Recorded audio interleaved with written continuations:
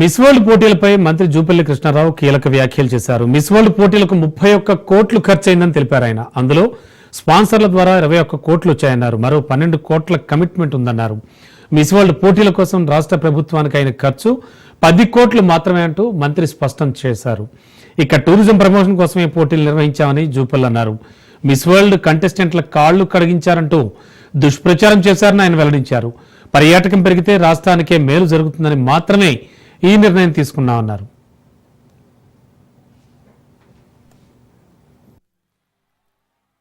ఒక్కో అందాల బామకు 30 తులాల బంగారమా? 30 తులాలు కాదు కదా, 3 గ్రాములను ఇచ్చిండ్రా అంటే ఎంత దుర్మార్గం. పార్టీ అధ్యక్షులు కావచ్చు, కేటీఆర్ కావచ్చు, 6 ఫీట్ల ఆదానుభావుడు హరీష్ రావు కావచ్చు, 10 సంవత్సరాలు మంత్రులుగా ఉన్న వాళ్ళు ఇటువంటివి ఆరోపణలు చేసి ప్రజలను మీ పత్రికల ద్వారా మీరు అపాయింట్ చేసినటువంటి సోషల్ మీడియా నెలకు ₹1,00,00,000 జీతాలు ఇచ్చి సోషల్ మీడియా ద్వారా మీరు ప్రచారం చేసుకుంటా ఉన్నారు. అంటే పూర్తి పచ్చి అబద్ధాలు. మిస్ వరల్డ్లో పాల్గొన్నటువంటి ఒక మహిళకు చెంపుతో కాళ్ళు కడుతున్నాడు కనపడతా ఉంది. నేను దాచిపెట్టలేను. మొత్తంగా అక్కడికి 33 మంది వెళ్తే 32 మంది వాళ్ళ కాళ్ళు వాళ్ళే గడుక్కున్నారు.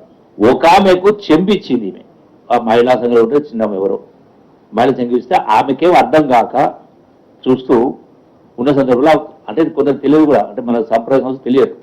అప్పుడు ఆ టైంలో అక్కడ ఉన్న మహిళ చెంపుతో కాళ్ళు కడిగింది. అంటే ఇది ఒక చిన్న సంఘటన.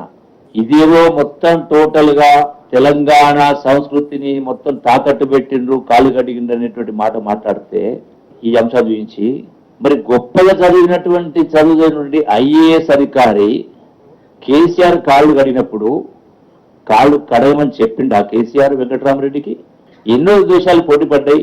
అటువంటిది మన రాష్ట్రానికి వచ్చినప్పుడు ఎందుకోసం? ఇది తెలంగాణ టూరిజం ప్రమోషన్ కోసం. ఇలా ప్రపంచాన్ని ఇక్కడ రప్పించి అతి తక్కువ అసలు ఖర్చు లేకుండా చేసినప్పుడు, ఇంత గొప్ప మనకున్నటువంటి వనరులు కావచ్చు, మనకున్నటువంటి దేవాలయాలు కావచ్చు, కట్టడాలు కావచ్చు, ప్రాచీన శిల్ప సంపద కావచ్చు, హెరిటేజ్ బిల్డింగ్స్ కావచ్చు, వీటన్నిటి కూడా ప్రపంచ దృష్టిని ఆకర్షించే కార్యలు చేస్తాం.